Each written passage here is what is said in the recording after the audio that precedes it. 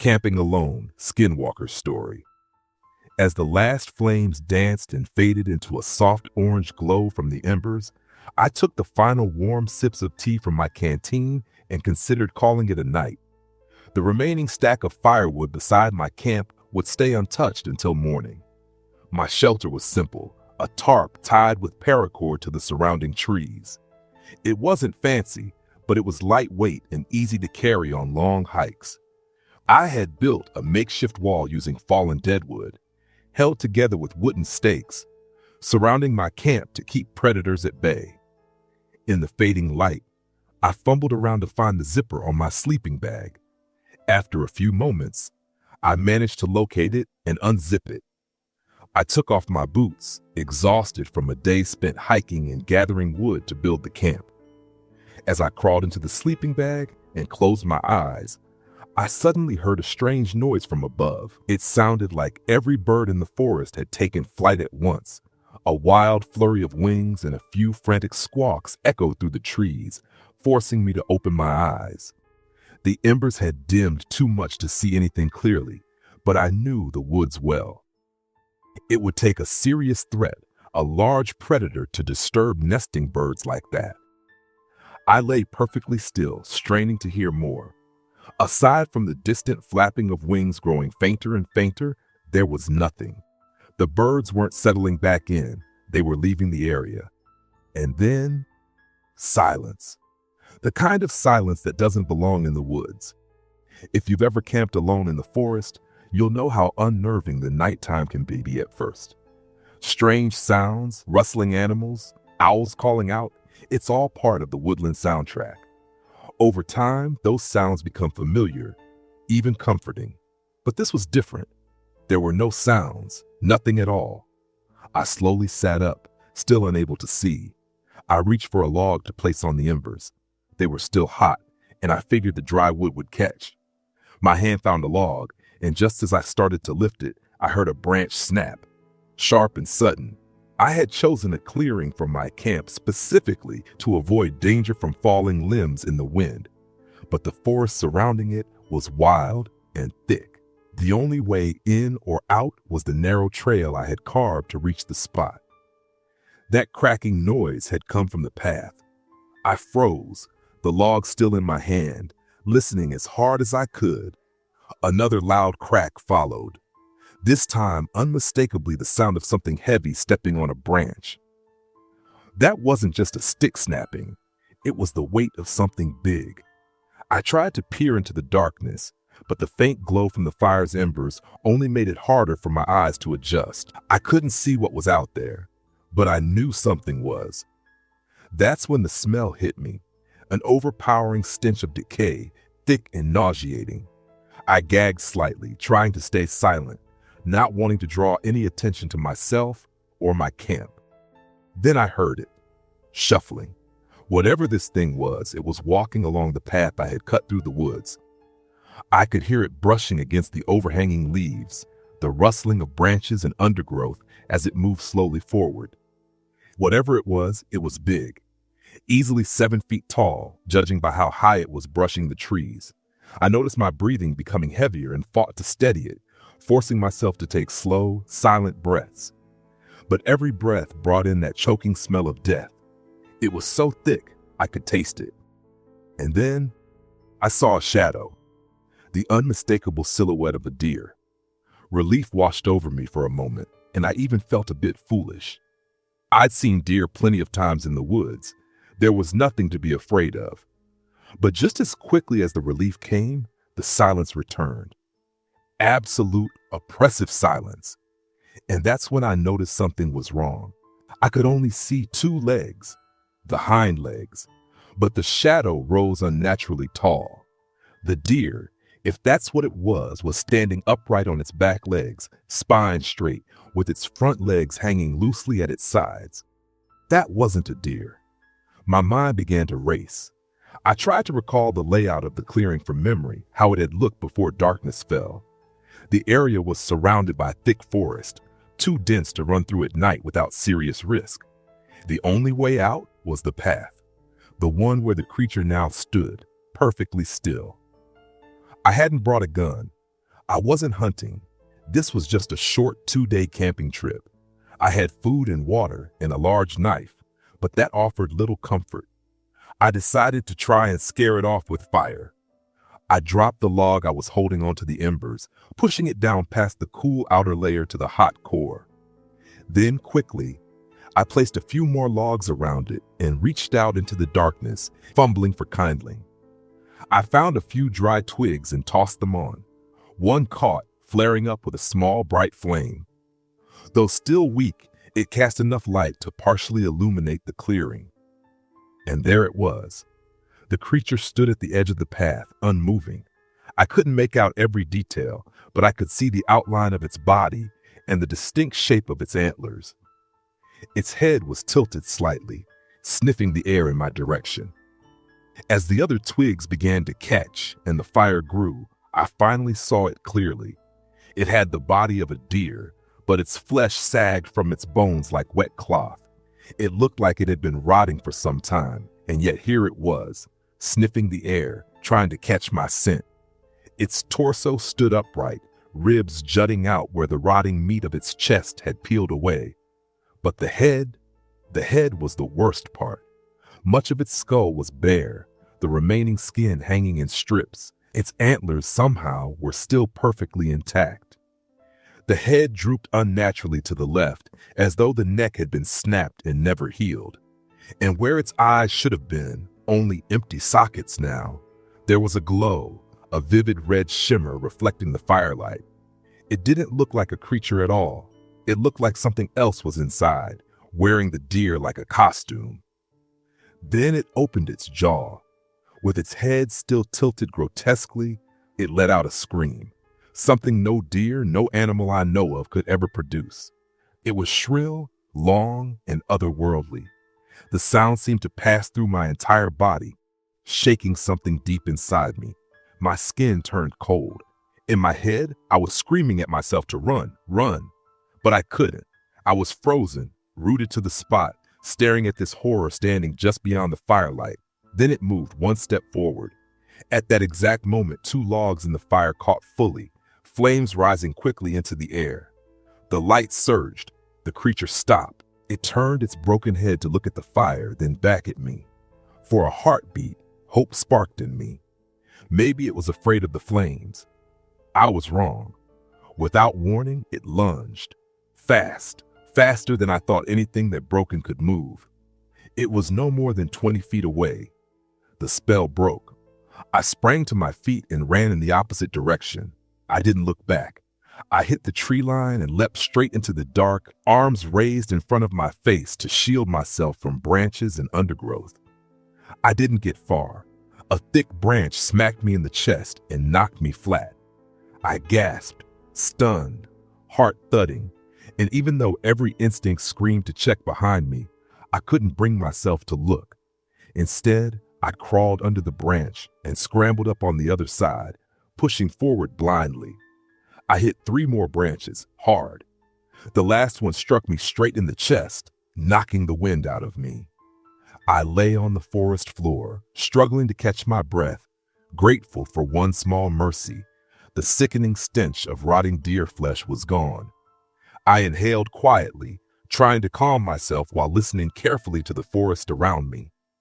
The woods were still unnaturally quiet, but every so often, I heard the crashing of something large moving through the trees. It sounded like it was searching, snapping branches, brushing through undergrowth, but it was heading in the wrong direction. The noises were getting further and further away. I stayed where I was, lying still in the cold dirt. It felt like hours passed, though it was probably 2, maybe 3. I judged the time by the faint glow that had begun to touch the edges of the sky. Eventually I heard it, the soft scurry of a small forest animal moving through the underbrush. Then another, and finally, the hoot of an owl. The forest was coming back to life. The predator had left. I didn't even think about going back for my gear. I pushed myself up, grabbed a thick branch from the ground to use as a weapon, and began making my way, slowly, quietly, toward the nearest edge of the woods. By the time I reached the trail's end, It was around 4 a.m. The sun had not yet risen, but the sky was beginning to lighten. I saw my car just where I had left it, parked at the edge of the clearing.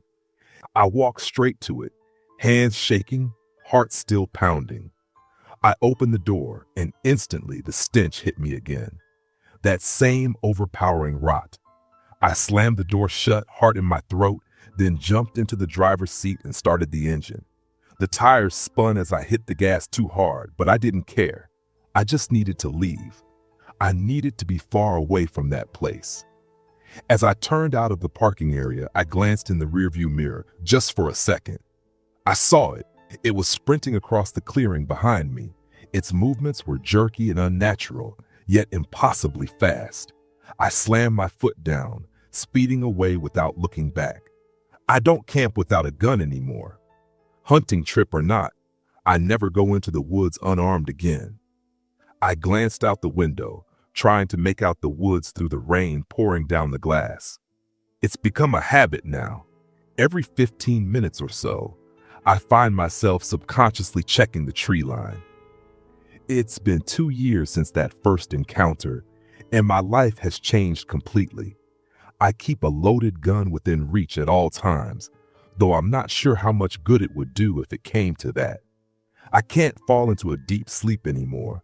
Some part of my brain always stays alert, listening for danger in the quiet. The creature has been following me ever since that night in the forest, a memory that still haunts my dreams. I sometimes wake up in a cold sweat, heart pounding, convinced I can smell its foul, rotting stench lingering in the air. I've been told it's a skinwalker, something from Native American legend, a witch-like being known for taking on the form of animals to get close to those it means to harm. In my case, it chose the shape of a deer, though it was a poor disguise. A rotting carcass of a deer, standing on its hind legs, its neck bent unnaturally to the side. Since then, I've had 4 more encounters with the thing, each one when I've been alone. Every time, the sight of it and that unbearable smell has filled me with a dread I can't describe. I live alone now in a small cottage near the woods. The trees press in around the property, and a simple wire fence is the only thing separating me from the forest. I looked at the clock, 2:34 a.m. This is the time I always feel most vulnerable. It's around this hour that it usually appears. I opened the window to get a better view through the rain. The sound of the storm filled the room, a steady drumming of water on leaves and rooftops. Everything outside was moving with the wind, branches swaying, bushes shifting. Everything except for one thing. That's when I saw the shadow, motionless, standing at the edge of the trees. The only thing not moving in the rain and wind. My stomach dropped. My heart began to pound, that familiar wave of terror creeping back into my chest. I slowly, quietly closed the window and locked it. Then I moved around the house, checking every door and window, making sure each one was locked tight. I loaded my pistol and clicked off the safety. I've read that guns don't work on skinwalkers, and I've never even managed to fire at it before. But holding the weapon still made me feel a little safer. I turned off the lights and looked back through the window. The shadow was gone. Panic prickled through me.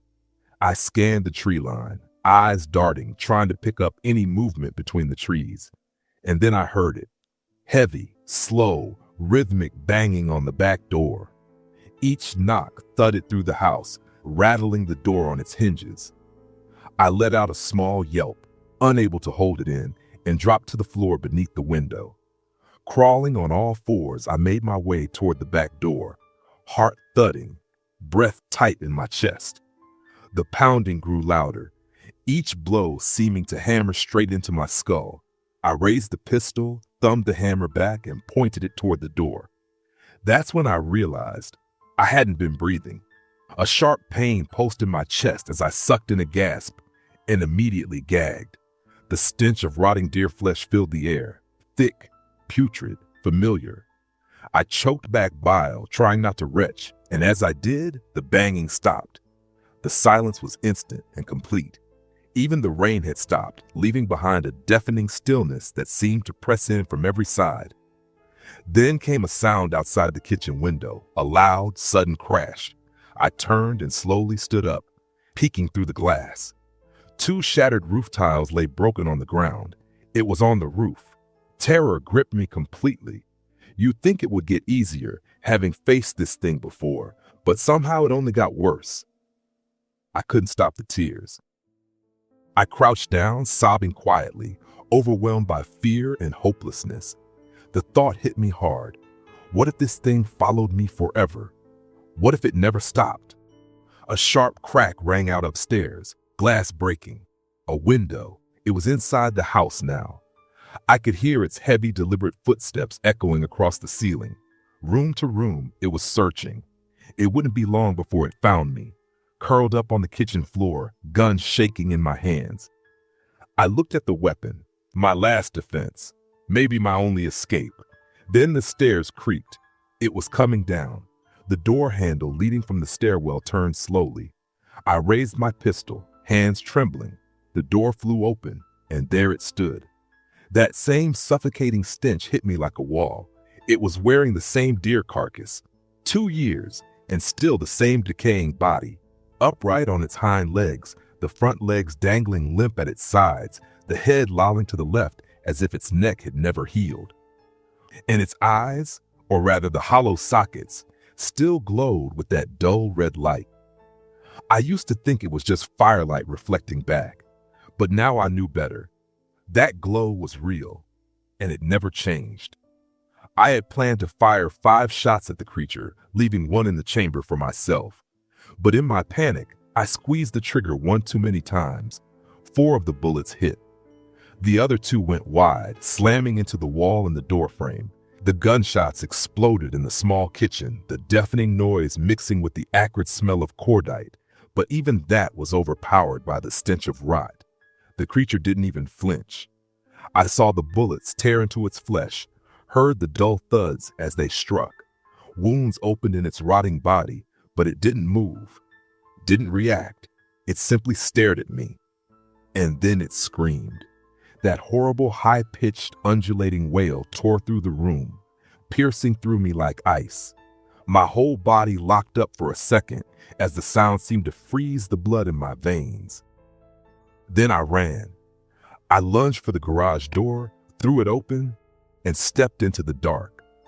I slammed it shut behind me, leaning my back against it, just as the creature struck it hard from the other side.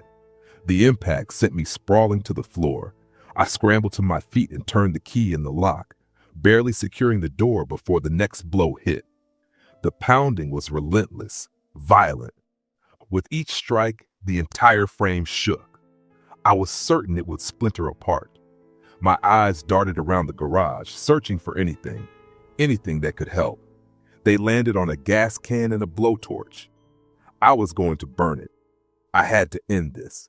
I grabbed the garage remote and hit the button to open the door. The mechanism groaned as it began to rise. I flung open the driver's side door of the car, slid into the seat, jammed the key into the ignition, and turned.